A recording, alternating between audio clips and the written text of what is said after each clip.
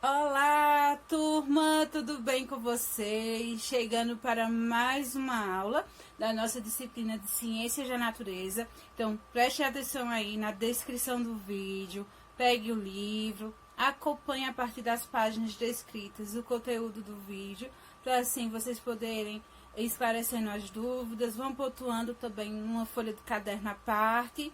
E vocês já sabem, assista o vídeo até o final, preste atenção, façam a atividade proposta e assim que finalizarem, me enviem, porque vai estar pontuando para vocês, tá certo? Então vamos juntos para mais uma aula de ciências com a professora Cláudia? Bom, turma, chegando para mais uma aula da nossa disciplina, dando continuidade a respeito dos sentidos e dos órgãos, né, que está ligado a cada um dos sentidos. Até agora a gente já viu a parte da visão, que está ligada ao órgão dos olhos, que são capazes de perceber os estímulos do ambiente e levar essa informação até o nosso cérebro, que vai interpretar e nos dizer uma resposta do que a gente está vendo. Assim como também a gente viu a parte dos ouvidos, que está ligado à questão auditiva, né, da percepção dos sons que estão no ambiente. E hoje a gente vai estar vendo e encerrando essa parte tanto dos órgãos como dos sentidos, que é a parte do olfato, da gustação e das sensações. Então, o olfato está ligado à questão do nariz, a gustação está ligada à língua e as sensações está ligado à pele. Então, cada um desses sentidos tem uma ligação com um determinado tipo de órgão. Por isso que eu coloquei aí as imagens, cada um tratando um exemplo desses sentidos. O primeiro, da mulher sentindo o cheiro de uma flor, está ligado à questão do olfato e o nariz. O segundo, tá aí uma moça tomando sorvete, que refere-se à questão da gustação, de você identificar os sabores a partir da língua e as sensações a partir do tato. Esse tato que a gente não só percebe apenas com a mão, a gente percebe com toda a extensão de pele que recobre o nosso corpo. Isso seja de temperatura, de pressão e de texturas.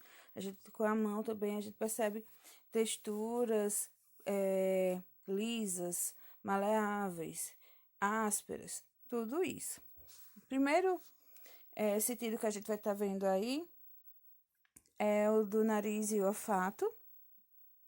O olfato é um sentido que nos permite perceber a presença de certas substâncias no ar, resultando nas sensações de diferentes cheiros. Então, a gente consegue, a partir daí, perceber os cheiros, né, que vão estar presentes no ar.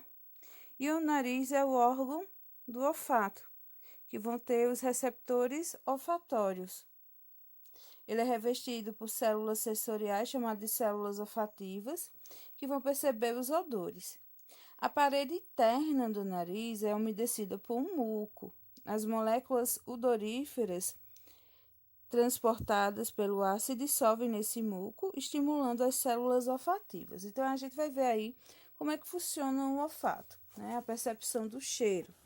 Então, as substâncias odoríferas presentes no ar, quando inaladas, entram pelas narinas e dissolvem-se no muco, secreção líquida e espessa produzida pelas glândulas mucosas do nariz. A substância dissolvida entra em contato com os receptores olfatórios, estimulando-os. Como consequência, os receptores emitem impulsos nervosos que são conduzidos pelo nervo olfatório ao encéfalo. No encéfalo, a informação vai ser interpretada. Lembrando que o encéfalo é formado por um conjunto de órgãos, né? Que conta com o cérebro, com o cerebelo e o bulbo.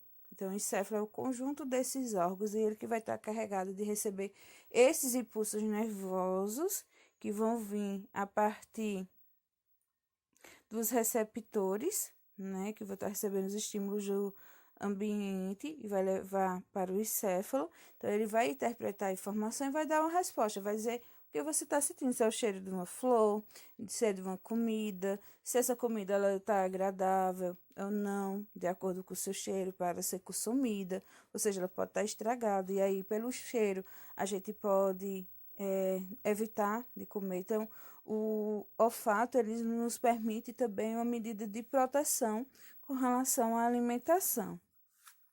Em determinadas situações, como nos casos de resfriados, gripes, temos grande dificuldade para sentir cheiro, e essa dificuldade, gente, vem a partir das condições que a gripe causa, no que há um aumento na produção do muco. E aí, isso vai fazer como uma barreira que vai dificultar o contato da substância odorífera com os receptores do olfato. Além disso, há alguns vírus causadores de gripes, como também, agora como a gente está passando pelo Covid, né, ele também interfere na questão dos receptores olfativos, fazendo que eles sejam afetados. E aí prejudica nesse sentido, porque a gente acaba deixando de sentir o cheiro. Então, a perca de olfato também é um indício de uma gripe, como também desse vírus, como sintoma desse vírus que a gente vem aí sofrendo com as consequências dele, que é o Covid. Agora a gente vai falar sobre a língua e a gustação. Então, a gustação é o sentido que nos permite perceber o gosto dos alimentos ao colocá-los na boca. Dessa forma, podemos sentir algumas substâncias presentes no alimento.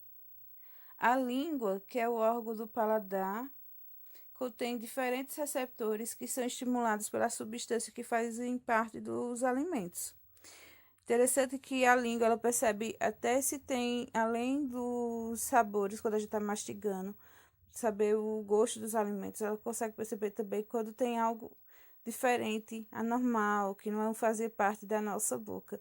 Então, a língua, ela tem aí, a partir dos seus receptores, formas de nos dar várias informações. Então, a língua, ela possui pequenos sensores chamados de papilas gustativas. As papilas gustativas percebem gostos e transmitem as informações para o cérebro.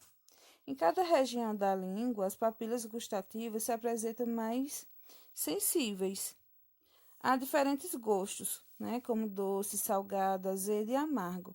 O paladar e o olfato, eles têm uma conexão muito forte que a gente vai estar vendo já já também a respeito disso, tá certo? Então, como é que acontece? Como a gente percebe os estímulos gustatórios? Quando colocamos o alimento na boca, certas substâncias presentes neles dissolvem-se na saliva. Por exemplo, quando comemos uma maçã, o açúcar que ela contém se dissolve juntamente com a saliva. Essas substâncias dissolvidas entram em contato com os receptores gustatórios que vão gerar os impulsos nervosos. Então, os impulsos nervosos só vão ser gerados a partir do contato das substâncias que estavam presentes no alimento com os receptores gustatórios que estão presentes na língua. E depois de passar por tudo isso, né, de formar o impulso nervoso, esse impulso nervoso vai ser levado e caminhado a partir dos neurônios até o encéfalo, e nesse órgão os impulsos nervosos serão interpretados, e aí o gosto do alimento ele vai ser identificado, tipo se é um chocolate, se é um café, se é uma banana, se é uma maçã, tá certo? Então, a gente consegue interpretar o sabor, o gosto do alimento. E aí, pessoal, para cada um dos gostos, vai haver aí receptores específicos. Existem 5 sensações primárias, né? Como eu deixar aqui para vocês, que é o azedo, salgado, amargo, o doce e o umami. O umami, gente, corresponde ao gosto da substância de glutamato e mais outras 2 substâncias comuns em receitas típicas do Japão. O gosto de umami também pode ser sentido, por exemplo, no tomate e outros alimentos, no caso como atum, leite e frutos do mar. Além desses vários Além desses, que eu estou citando para vocês, existem outros tipos de alimentos que tem o glutamato, são alimentos industrializados e que vai ter essa substância em sua composição. E aí vocês podem estar vendo isso nos rótulos das embalagens dos alimentos. A partir dos 5 gostos primários, podemos perceber os gostos secundários, que seriam as combinações de sensações provocadas pelos gostos primários. Quando nos alimentamos, não sentimos apenas o gosto do alimento, mas também o seu sabor. A percepção do sabor nos permite diferenciar o alimento do outro. Por exemplo, a gente consegue distinguir tamarindo de limão. A identificação dos sabores é resultante das sensações do paladar e do olfato. E aí é quando eu falei para vocês que tem uma ligação, né, entre o olfato e o paladar. A gente poderia estar se alimentando, percebendo o gosto, só o gosto de azedo. No caso, se a gente estivesse comendo limão e tamarindo. Mas aí, a partir do sentido do olfato, a gente consegue identificar por conta do cheiro, e aí vai ter a ligação entre os dois, os sabores, tá certo? Então, como a boca e a cavidade nasal elas estão interligadas, quando você come algo, as moléculas odoríferas, eles vão acabar subindo para o nariz, ajudando a perceber o sabor. E por isso que quando você está resfriado, a gente acaba tendo um prejuízo com a identificação do sabor, porque o nariz está entupido. E os alimentos parecem insípidos, ou seja, sem gosto. Mas, na verdade, isso está ligado à questão de não percepção do cheiro, né? Que é trazido a partir do olfato. E a pele, né? Que é o próximo órgão responsável pelo sentido das sensações. A pele, gente, ela possui células sensíveis à temperatura, textura, pressão e à dor. As células passam por essas informações, né? Essas informações chegam às células e elas passam para as células nervosas que enviam o sinal elétrico para o sistema nervoso central. A pele é um órgão, como você sabe, que além de proteger o corpo, possui diferentes tipos de receptores sensitivos. E esses receptores sensitivos são os receptores táteis, que vai dar aí toda essa sensação, seja de calor, de percepção de pressão e até mesmo de dor. E os receptores eles estão distribuídos por toda a pele, porém, algumas regiões vai apresentar uma sensibilidade maior do que em outras. As extremidades dos dedos, dos lábios, as palmas das mãos e as plantas dos pés são exemplos dessas regiões que são mais sensíveis. E aí a gente consegue perceber a sensação tátil quando algo toca em nossa pele, receptores de tato ou de pressão são estimulados. Esses receptores emitem pulsos que são transmitidos ao encéfalo. Ao chegar no órgão, o impulso é interpretado e sentimos o contato do objeto na pele. Então, os receptores que estão presentes na nossa pele é que vai caminhar, que vai fazer aí por que ocorra a transmissão do impulso nervoso até o encéfalo, para que assim ele consiga interpretar o que está tocando, né? O que a gente está tocando a partir da nossa pele. E aqui, gente, a gente tem algumas imagens, algumas ilusões de ótica, vamos dizer assim, que como nós vimos, nossos órgãos de sentidos atuam de forma conjunta com o sistema nervoso. E assim percebemos os estímulos do ambiente. Achamos que percebemos o mundo ao nosso redor de tal qual ele é, mas será que isso sempre acontece? E aí a gente consegue verificar esses dois exemplos. Quantos pontos você consegue enxergar entre os quadrados da imagem ao lado esquerdo? Esses pontos são pretos ou brancos? Na verdade, gente, não existe pontos, porém a disposição e as cores dos quadrados levam o nosso cérebro a interpretar a informação visual como se esses pontos existissem. Ou seja, nosso cérebro está vendo algo que não existe. Então, não existe pontos nessa imagem. Mas o nosso cérebro acaba se enganando, que é a partir daí do que a gente chama de ilusão de ótica. E a gente tem as ilusões também sensoriais, que são as ilusões de óticas, que são resultado de uma percepção diferente da qual corresponde à realidade. Elas podem ser resultantes de interpretações do encéfalo, como no caso da figura dos quadrados, aí à esquerda, e por causa da disposição dos receptores, como no caso da obra de arte do lado direito. Essa obra de arte foi a pintura realizada pelo artista espanhol Salvador Dalí, que utilizavam muito dessa técnica para a produção de suas obras. E até mesmo os filmes hoje elaborados, né? Os filmes 3D, eles dão ideia para que o nosso encéfalo interprete a imagem como tivesse 3 dimensões. E se vocês forem observar aí, na imagem a gente tem muitas interpretações, né? Uma criança como tivesse sentado em pé ao lado de uma pessoa, como também dá impressão de uma face. A gente consegue ver casas no horizonte. Então, isso são as imagens que eu consigo visualizar. Vocês podem ver mais do que o que eu estou vendo.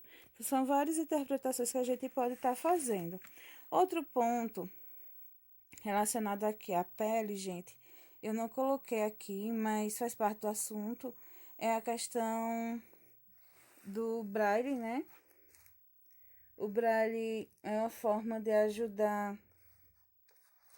as pessoas que têm problemas de visão a poder ter uma comunicação, que aí elas conseguem fazer isso a partir de autorrelevos que são colocados em pontos, e aí eles conseguem fazer a leitura de textos, de embalagens que podem estar presentes em alguns produtos, usando esse sistema, que é uma forma também de dar acesso à informação às pessoas que não têm percepção de visão, né? O sentido da visão, ele está prejudicado por alguma razão. Então, pessoal, essa foi a nossa aula. Eu espero que vocês tenham gostado, que vocês tenham adquirido bastante conhecimento com relação ao que eu trouxe para vocês e que façam a atividade proposta, tá certo? Fique com Deus, um grande abraço e eu tô com saudade de cada um de vocês.